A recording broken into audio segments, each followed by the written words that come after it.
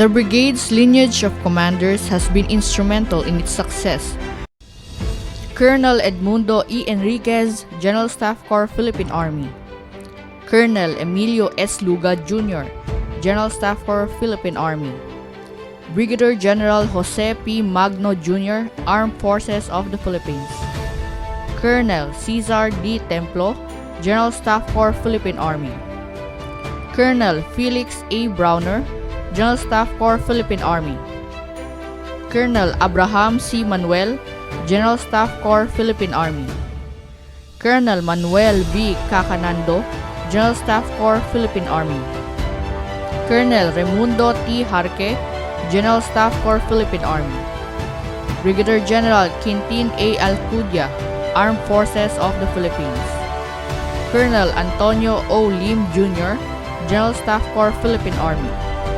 Brigadier General Rolando C. Bautista, Armed Forces of the Philippines.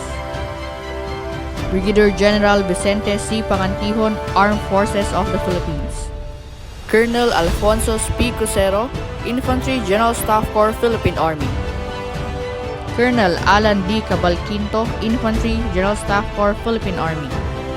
Colonel Cardozo M. Luna, Infantry, General Staff Corps, Philippine Army. Brigadier General Dionisio A. Torina, Armed Forces of the Philippines.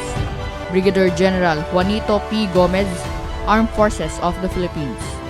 Brigadier General Arthur I. Tabacero, Armed Forces of the Philippines. Colonel Jesse D. Deliosa, Infantry, General Staff Corps, Philippine Army. Brigadier General Cesar B. Llano, Armed Forces of the Philippines. Colonel Manuel Luis M. Ochotorena, Field Artillery, General Staff Corps, Philippine Army. Brigadier General Francisco M. Patrimonio, Armed Forces of the Philippines. Brigadier General Alan F. Martin, Armed Forces of the Philippines.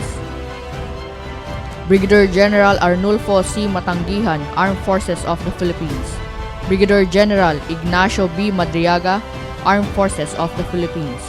Brigadier General Noel T. Baluyan, Philippine Army. Brigadier General Leonardo I. Peña, Philippine Army. And Brigadier General Joey A. Escanillas, Philippine Army, as the unit's 28th Brigade Commander.